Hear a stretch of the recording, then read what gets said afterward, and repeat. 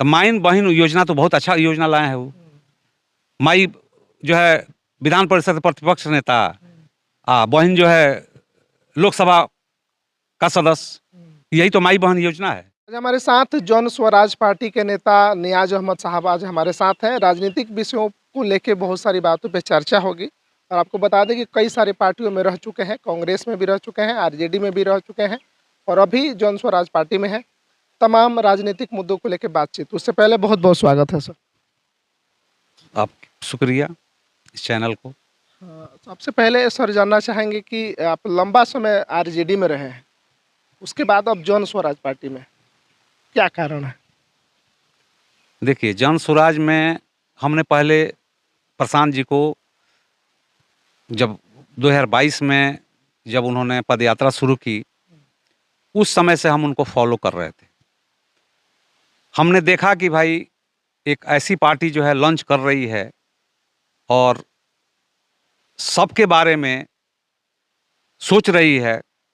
जन स्वराज का कहना है कि हर बार आपने मंदिर मस्जिद के नाम पर वोट दिया, जात पात के नाम पर वोट दिया, इस बार अपने बच्चों का चेहरा देख करके आप अपना वोट कीजिए। तो यह अच्छा लगा पूरे समाज के लिए कि तो उनको फॉलो करते करते हमने देखा कि भाई यह पार्टी सही है, जन स्वराज सबके बारे में सोच रही है और हर समाज के लोगों को हिस्सेदारी देने की बात कर रही है। इसी आधार पर हमने जन स्वराज को ज्वाइन किया और जन स्वराज में एक जन स्वराजी बन करके मैं काम कर रहा हूँ। जो पार्टी के द्वारा जिम्मेवारी हमको मिल रही है उसको ईमानदारी पूर्वक जो है समाज में हम जा रहे हैं। अभी जन स्वराज के द्वारा हमको गाड़ी भी दिया गया कि आप जो है घूमिए, घूम करके जो अच्छे लोग हैं, अच्छे सोच के लोग हैं, उनको जोड़ करके हम जन स्वराज में जोड़िए। किसी को दबाव दे करके नहीं करना है, जो इच्छा से आता है उसको लीजिए। जन स्वराज के विचारों को आप जो है गांव-गांव तक फैलाइए और बताइए कि जो आप चूँकि पुराने पॉलिटिशियन रहे हैं, तो गोपालगंज में रहे हैं, तो गोपालगंज का जो है 14 प्रखंड हमको है, अब पूर्वी चंपारण में मिला है हमको जो है 6 प्रखंड। तो हम काम कर रहे हैं, जन स्वराजी बन के काम कर रहे हैं। हमको कभी लोभ पद का जो है कोई लोभ लालच रहा नहीं। किसी भी दल में हम गए तो लोभ लालच, इसमें भी हमको जन स्वराज का अध्यक्ष बनाया गया। 3 बार हमको लोगों ने प्रयास किया, हमने कहा कि अभी हम नहीं रहेंगे, व्यास में कि नहीं, अभी जन स्वराज को हम फॉलो कर रहे हैं। लेकिन जैसे ही लगा कि नहीं, जन स्वराज बिहार ही नहीं, इसको जब भारत से अलग विदेश में भी जन स्वराज को लोग फॉलो कर रहे हैं, हमने कहा कि ऐसा मौका मिला है तो हमको जन स्वराज का दामन पकड़ना चाहिए मजबूती से, और मजबूती से हम पकड़े हुए हैं। कांग्रेस में भी आप रहे हैं, कांग्रेस क्यों, कांग्रेस कब से कब तक रहे और क्यों वहाँ उसको क्यों छोड़ दिए?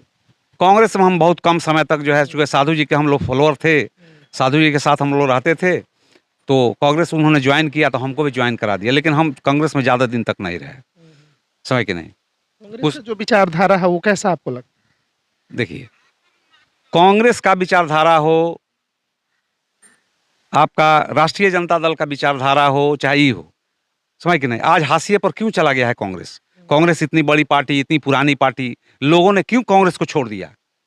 लोगों ने देखा आज भागलपुर में जो है दंगा हम लोगों का हुआ, 1989 में दंगा हुआ, उस समय के बाद जब कांग्रेस गई, उसके बाद आज भी कांग्रेस नहीं आई, समझ नहीं।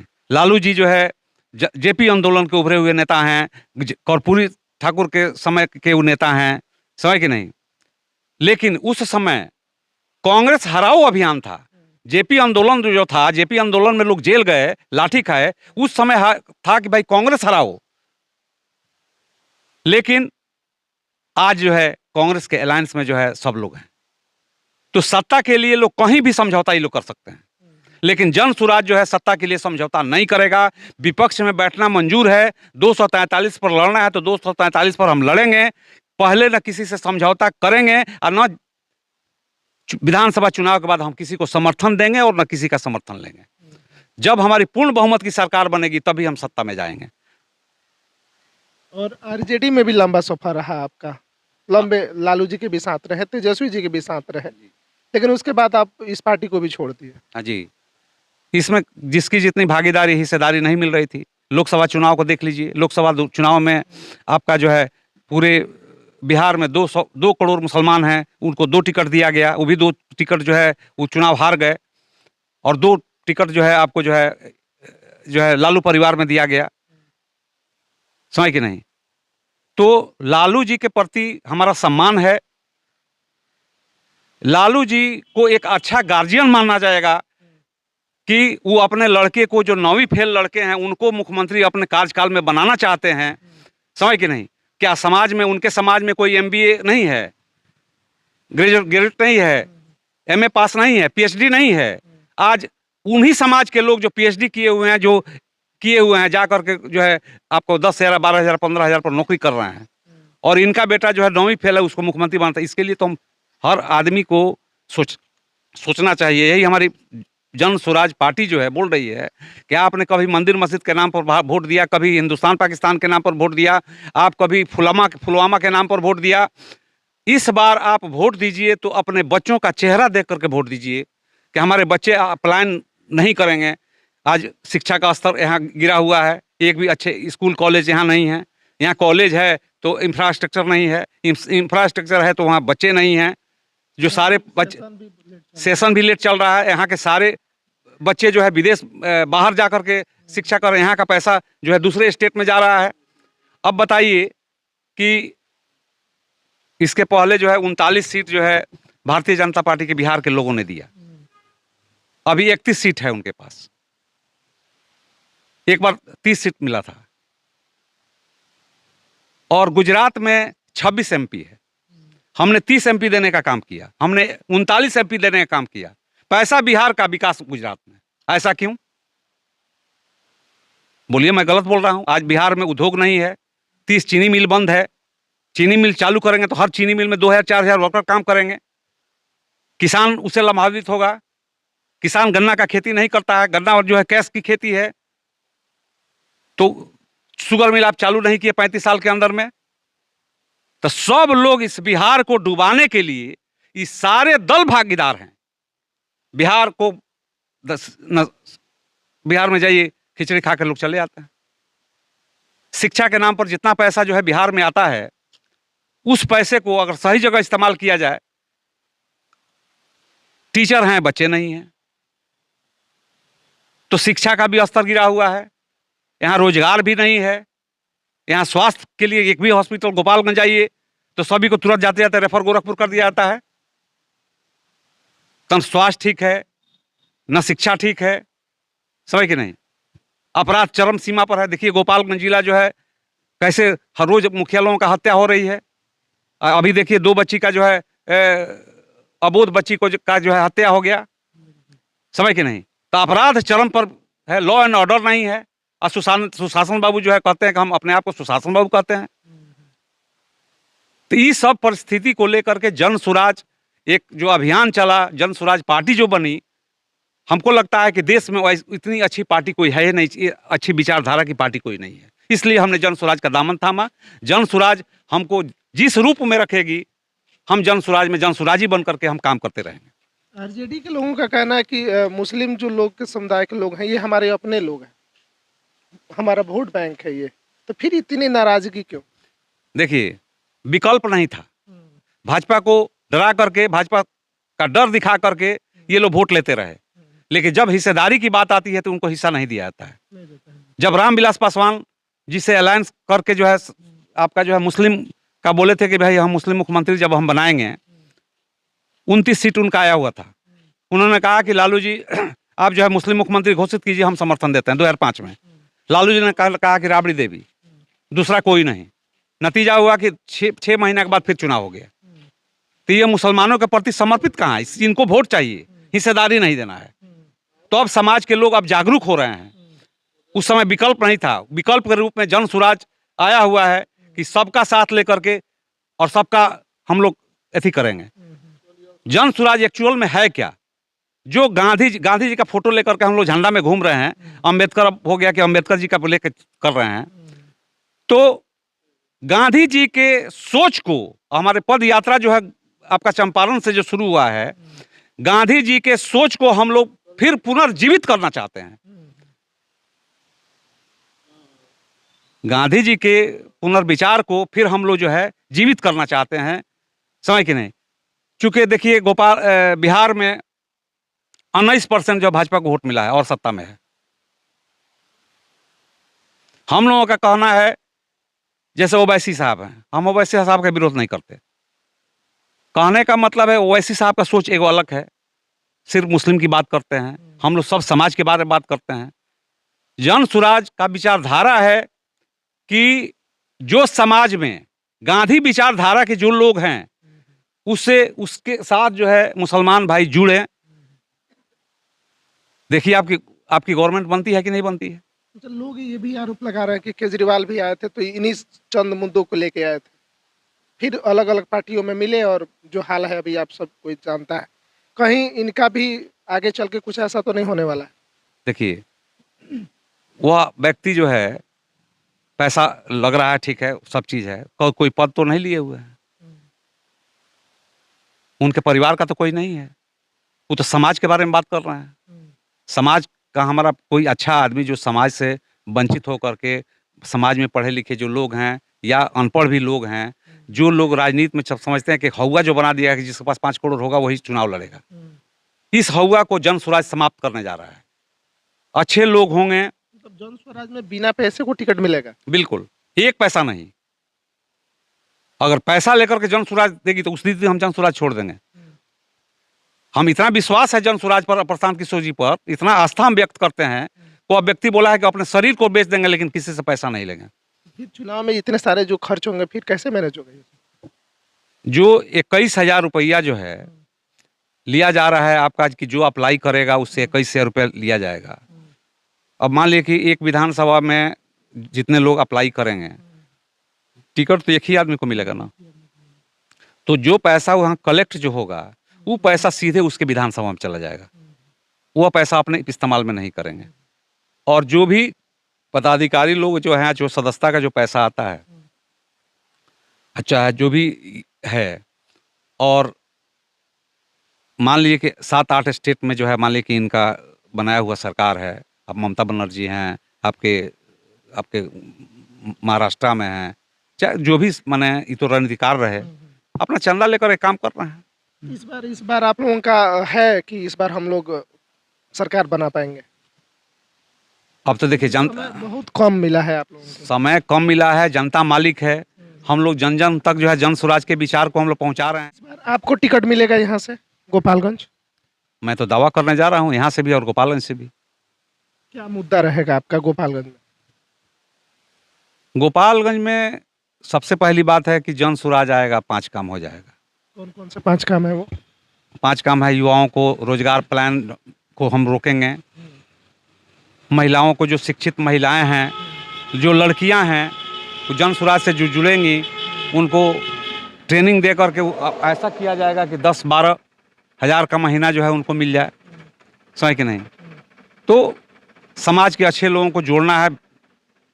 और सबसे बड़ी बात है कि इसमें हम लोगों का संविधान जो बना है जन स्वराज का, तो जन स्वराज का संविधान है कि आप जो है, जो पब्लिक से जब आप वादा करेंगे, जो वादा करेंगे उसको आप नहीं निभाएंगे तो 2.5 साल के बाद आपको बैक कर दिया जाएगा। अच्छा, ये भी है? ये भी संविधान में लिखा हुआ है। तो स्वराज। जन स्वराज में तो जो भी हमारे नेता हैं, जो भी हम वादा करेंगे उसको निभाने का काम करेंगे, समझ कि नहीं। 2.5 साल के बाद हटी है। अब मान लीजिए बरौली विधानसभा है, चाहे गोपालगंज विधानसभा है, सबसे तो पहले चीज़ है कि जो भी बाढ़ का समस्या है उस समस्या से निदान करना है, समझ कि नहीं। शिक्षा पर फोकस करना है। हर जिले में अगर मेरी सरकार बनती है तो जो प्राइवेट स्कूल में जाकर के बच्चे जो खिचड़ी खा के चले आते हैं, सरकारी स्कूल में शिक्षा का स्तर जब तक जन स्वराज नहीं सुधारेगा, उन बच्चों का सारा फीस जो है जन स्वराज देगा और प्राइवेट स्कूल में पढ़वाएगा। जो पब्लिक स्कूल जो है, समझ कि नहीं, उसमें जो है जन स्वराज पूरा शिक्षा का पैसा जो है जन स्वराज देगा, जब तक शिक्षा का स्तर नहीं सुधरेगा, समझ कि नहीं। इसमें अच्छे लोग आएंगे तो अच्छा काम होगा। मेडिकल के क्षेत्र में? मेडिकल के क्षेत्र में तो सब चीज़ है। स्वास्थ्य सबसे पहले तो स्वास्थ्य है, शिक्षा, यही तो हम लोग का मूल मिलता है। मतलब ये तमाम चीजें सही हो जाएंगी अगर आपका बिल्कुल सरकार आता है। सरकार। गोपालगंज से ये भी है कि एक्सप्रेस ट्रेनों का यहाँ पे परिचालन नहीं हो पा रहा है, इसको भी लेके लोग यहाँ के काफी नाराज रहते हैं कि अगर यहाँ रोजगार, लोगों का मतलब यहाँ का है कि अगर यहाँ पे रोजगार नहीं मिल रहा है तो कम से कम यहाँ से लंबी दूरी की ट्रेनें भी चलाई जाए। कई पार्टियां आई गई लेकिन अभी तक ऐसा नहीं हुआ। देखिए, वह केंद्र का मामला है। अभी हम लोग राज्य में सिर्फ बिहार के बारे में सोच रहे हैं। वह केंद्र का मामला है। केंद्र में जैसा हम लोगों का होगा, हम लोग डिमांड करना होगा, हम लोग डिमांड करेंगे। आवाज उठाइएगा ना। बिल्कुल आवाज़ उठाएंगे। अगर यहाँ का जो जनता है रोजगार नहीं मिला तो कम से कम उनको जाने का सुविधा तो मिलना चाहिए ना। बिल्कुल आवाज़ उठाएंगे। सही कि नहीं? अब जमीन सर्वे चल रहा है। जमीन सर्वे में सरकार बार बार उसको समय दे रही है। समझ कि नहीं? इतना विवादित, हर घर में अथी जो है आपका हर परिवार में झगड़ा लगा दिया है नीतीश कुमार ने। समझ कि नहीं? हर परिवार में, घर में झगड़ा लगाने का काम किए हैं। जमीन सर्वे से कुछ मिला नहीं। जैसे जातीय जनगणना हुई, दोनों आदमी ने जातीय जनगणना कराया। जनगणना करने पर उनकी हिस्सेदारी देनी चाहिए ना। जब बिहार में 18% जो है मुसलमान हैं, 14% यादव हैं, चाहे जो लोग हैं। हम तो यादव को भी टिकट 40 देने जा रहे हैं। हम मुसलमान को भी 40 टिकट देने जा रहे हैं। अति पिछड़ा 36% है तो अति पिछड़ा को हम 70 टिकट देने जा रहे हैं। मतलब यह है कि हम किसी को वंचित नहीं करेंगे, हम सबको लड़ाएंगे। और हमारी अगर सरकार बनती है तो जन सुराज आएगा, 5 काम हो जाएगा। आरजेडी का एक माई बहन योजना आया है, इसको लेके बड़ा हो हल्ला हो रहा है। ये लोग पूरा फोकस किए हुए हैं कि एकदम माई बहन योजना ला दिए हैं, अब हमारी सरकार बनेगी, लोगों को एकदम नौकरी और पैसा एकदम बांट दिया। माई बहन योजना तो बहुत अच्छा योजना लाए हैं। वो माई जो है विधान परिषद प्रतिपक्ष नेता, बहन जो है लोकसभा का सदस्य, यही तो माई बहन योजना है। माई बहन योजना तो ही है। सही कि नहीं? जीतिएगा तो मुख्यमंत्री होइएगा, हारिएगा तो प्रतिपक्ष नेता होइएगा। विधान परिषद में जो है कहने का मतलब है कि राबड़ी देवी जी होंगी। समझ कि नहीं? और कोई नहीं है पूरे बिहार में। उसी समाज को हम ले लेते हैं, और कोई बिहार में नहीं है।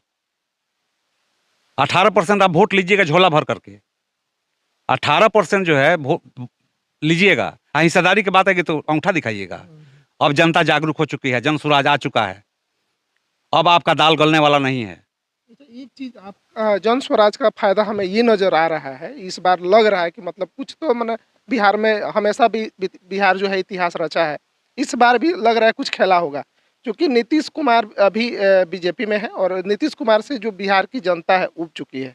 कई सारे मुद्दों को लेके, शराबबंदी को भी लेके उबी हुई है। गांव-गांव में बच्चे शराब बेच रहे हैं, इसको लेके लोग एकदम उबा हुआ है। अगर बीजेपी के पास कोई मुख्यमंत्री का चेहरा भी नहीं है, अगर ये साथ में लेकर लड़ते हैं तो इनका वोट तो जाएगा ही। आरजेडी का तो वैसे ही हो हल्ला है, बच जा रहा है आपका पार्टी। तो प्लस पॉइंट में लग रहा है कि इस बार हम लोगों का बड़ा खेला होगा। देखिए,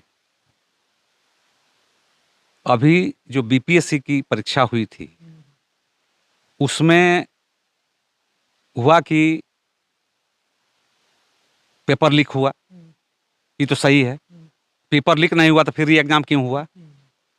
उस समय आप लोग मीडिया में चला रहे थे कि नीतीश चाचा बहुत जल्दी आ रहे हैं, और लालू जी ने आश्वासन दिया था कि नीतीश जी के लिए दरवाजा मेरा खुला हुआ है। तो तेजस्वी जी, लालू जी ये इंतजार में थे कि नीतीश कुमार कब आएंगे, फिर सरकार बन जाए। बीपीएससी का मुख्य मुद्दा जो है गौण हो गया।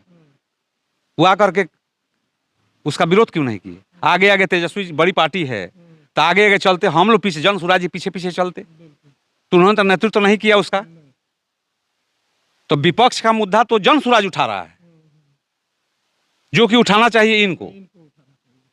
तो बीपीएससी वाला मुद्दा ये लोग उठाया। ये तो चाह रहा था कि कैसे आ जाए चाचा, आ जाए कि सरकार हमारी बन जाए। ही फेरा में लगा हुआ था, इसलिए वो विपक्ष विरोध नहीं कर रहे थे नीतीश जी का, सरकार का विरोध नहीं कर रहे थे। ये भी कहना है कि अगर हमारा सरकार बनता है तो हम चुटकियों में शराबबंदी खत्म कर देंगे, ये सत्य है। तो शराबबंदी है कहाँ? पहले दुकान में लोग जाकर लेते थे, अब होम डिलीवरी हो रहा है। तो शराबबंदी तो है नहीं। फर्क इतना ही पड़ा है कि 100 का बदला 300 में बिक रहा है, 100 का माल 300 में बिक रहा है। और माफिया जो है इसमें पैसा कमा रहा है, थाना प्रशासन पैसा कमा रहा है। क्राइम क्यों बढ़ा हुआ है? ये लोग क्रिमिनल को पकड़ने के लिए कम, दारू चेक करने के लिए ज़्यादा दे रहे हैं। यही सत्य है। तो लॉ एंड ऑर्डर है नहीं। काफ़ी अच्छा लगा आपसे मिलके और बिहार की राजनीति है, चर्चाएँ चरम पे हैं और चुनाव सामने है, देखना है क्या कुछ अब होने वाला है। बाकी हमारी इस बातचीत को लेके क्या कुछ आप सोचते हैं, कमेंट ज़रूर कीजिएगा। वीडियो के अंत तक बने रहने के लिए आप सभी का बहुत-बहुत धन्यवाद। नमस्कार।